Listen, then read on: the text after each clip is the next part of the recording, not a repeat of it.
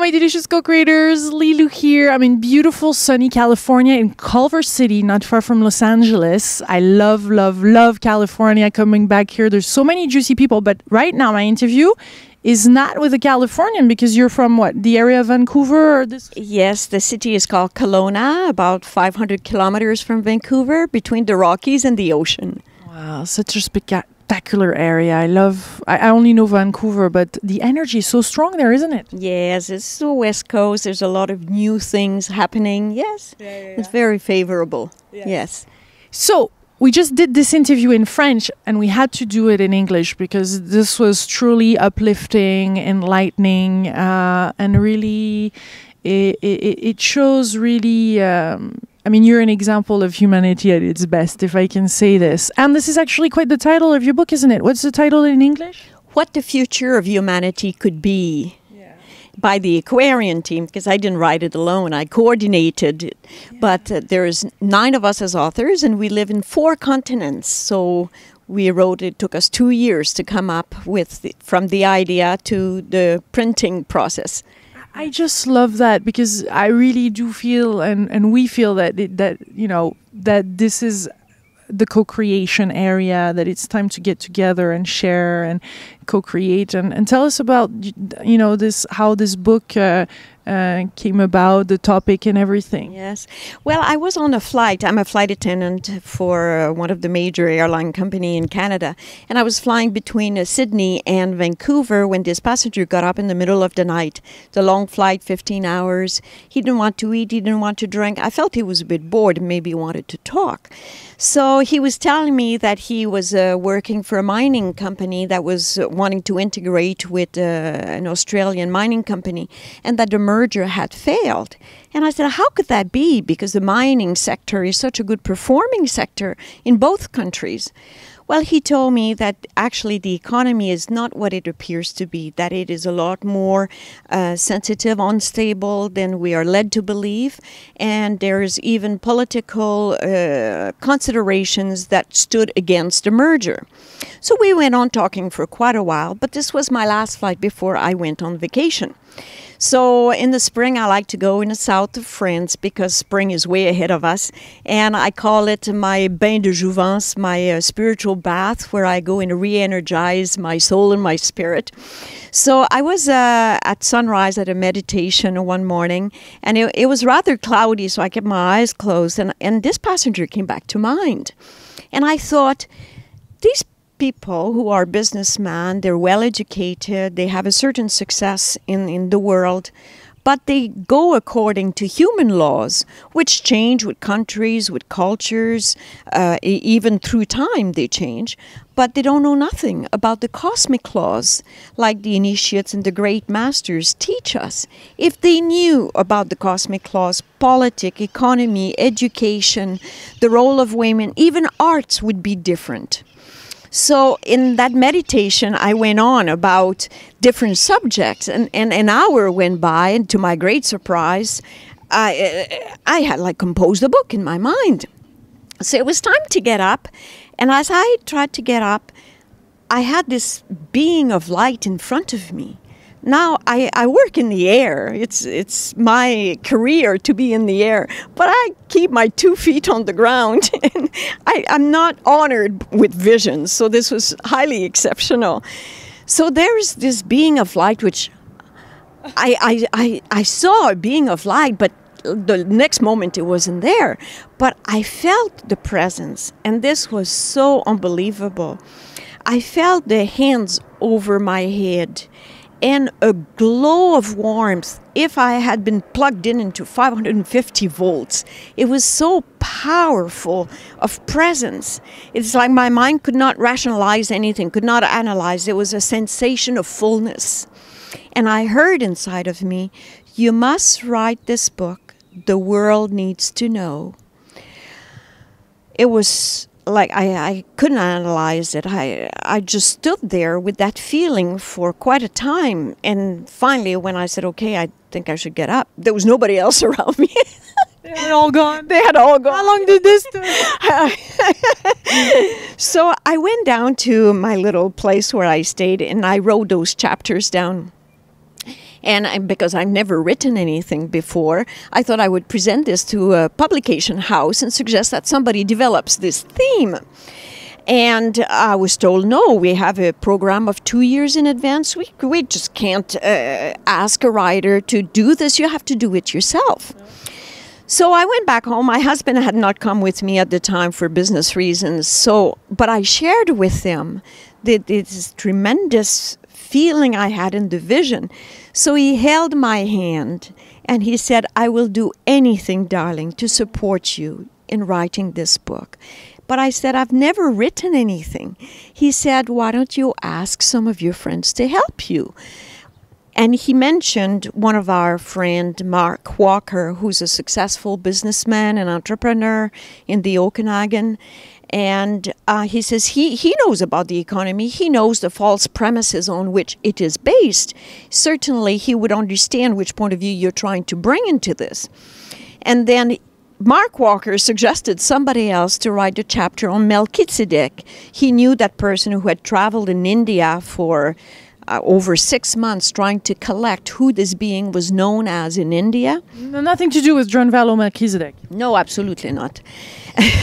That is straight answer, okay? You got that? Just in passing. We got that one. And then my husband also suggested Denise Bertrand, a woman who lives in Thailand, who created a school of drama for children. And so I contacted a total of about 12 people, and 8 of them accepted to work with me.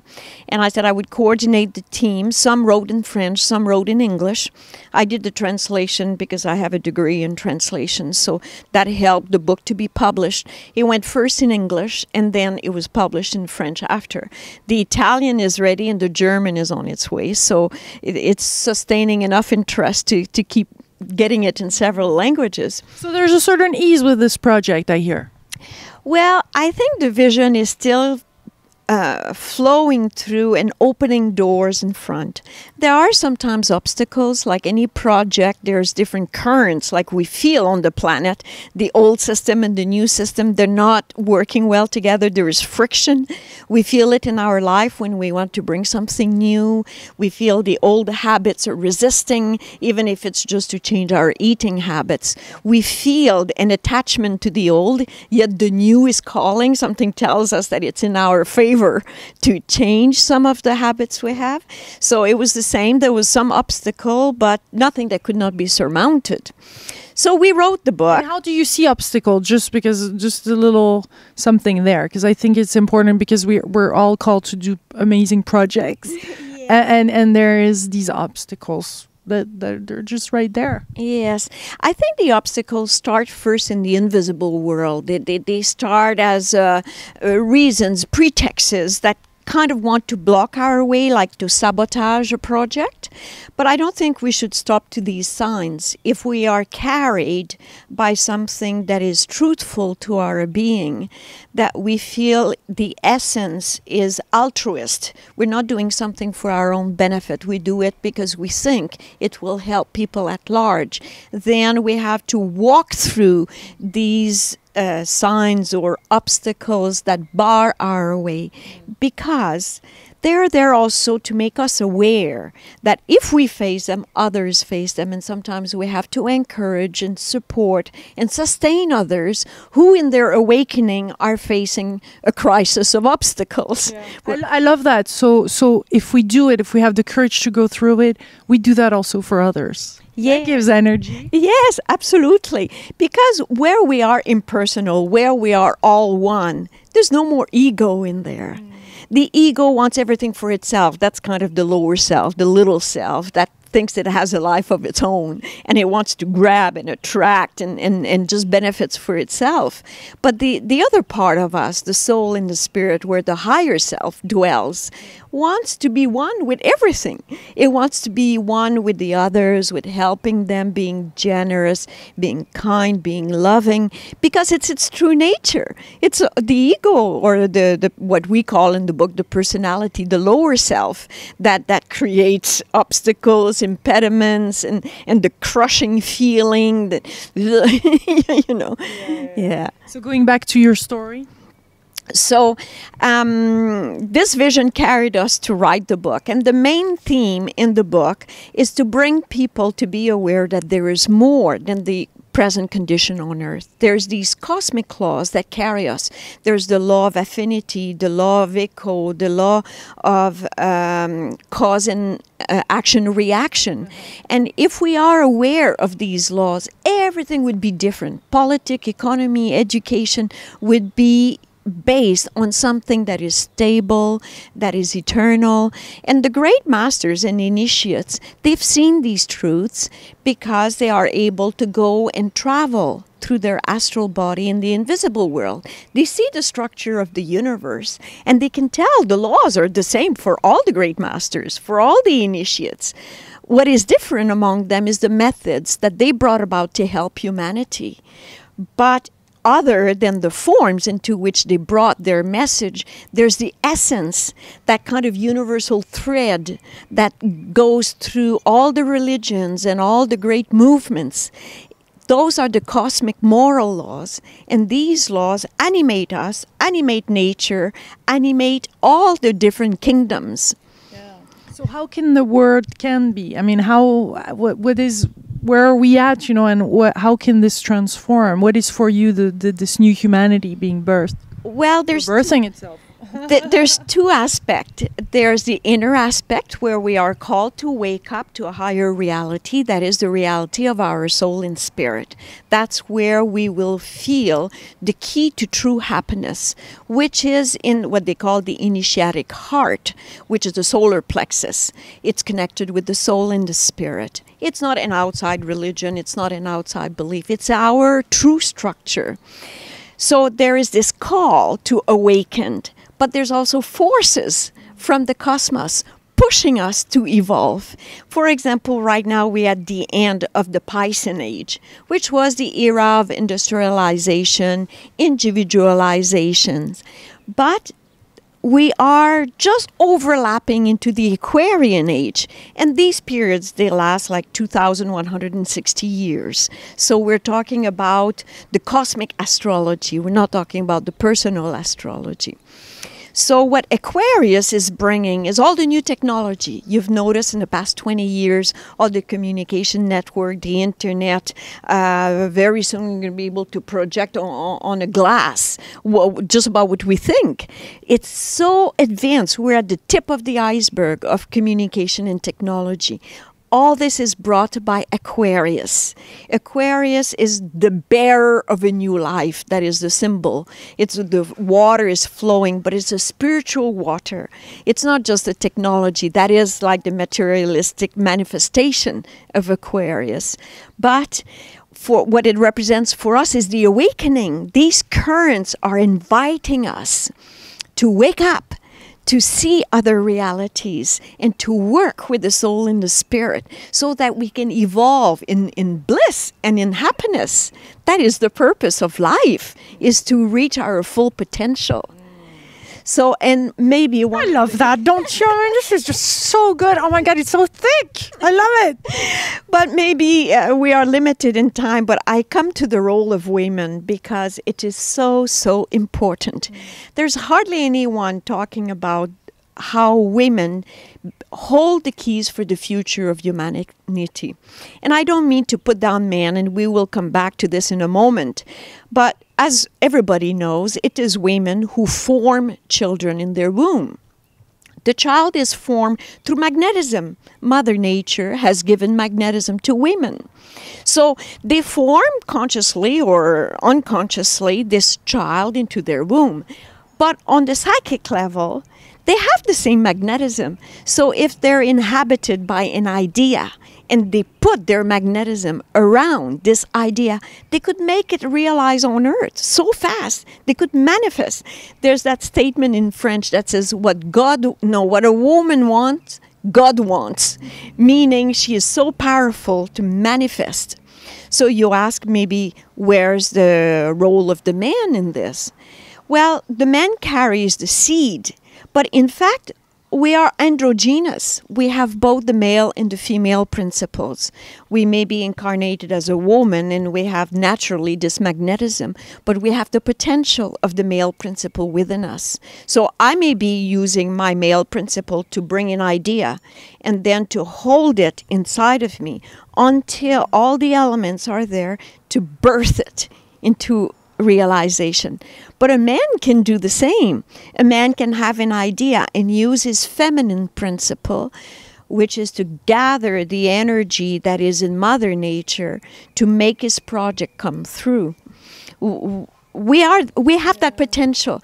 And actually, when we come to sexuality or when we come to relationship with couples, if we understood the importance of the male and the female relationship, the currents, when to keep silent and when to be emissive, to be receptive, to be emissive, there would not be so many troubles between couple. We carry the potential of both, feminine and masculine. When to use it, when not to use it, and which one to use. It would solve so many problems. It seems to me like here listening to you, the universal principles and those this potential, all of it is already there. I mean, it's like there's a blueprint or something. That's correct.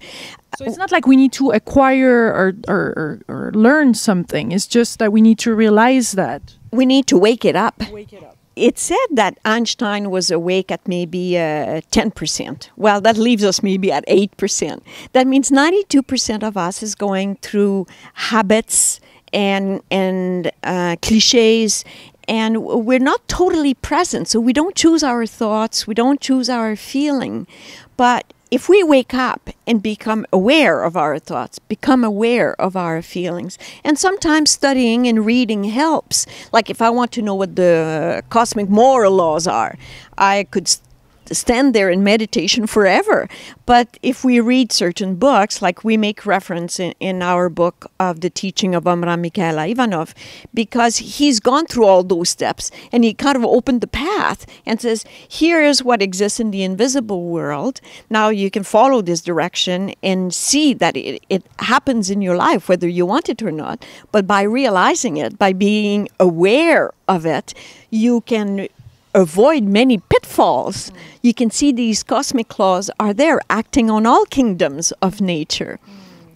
So, yes, it is dormant. It's written in our soul, in our spirit. We carry the cosmic laws within us, but the awareness, the consciousness doesn't know it yet. And sometimes you hear something and say, oh, I feel like I know that already. It's because it's printed in there. You're just dusting away, because life is very demanding and we don't pay attention that the fact that it's there. Yeah. And then there's visualization. In the book, we bring people to a little meditation at the end of each chapter to bring them within, to their soul and their spirit, and ignite a process of waking up.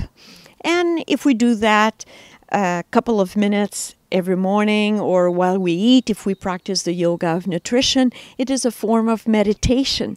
Then we participate to our own growth and development. Last little word on, before I let you go, because I know you're flying back to Canada, but I have this last little question just regarding love. Just love. How do you feel about love? Can love transform, radically transform? Yes, well, I call love like true love, not the love between a man and a woman simply, but love is like the glue of the universe. For me, it's like the cosmos is filled with the little particles of light, but what holds this light together is the love. So it's like the glue that assures the cohesion of everything. So when we experience that type of love that is impersonal, that is not directed to the sexual organs, but that is wide and vast, even if it's through moments of gratitude. And gratitude opens the path to love. So when we say thank you, thank you, thank you for the flowers, thank you for life, thank you for everything, we invite love to come and expand our consciousness.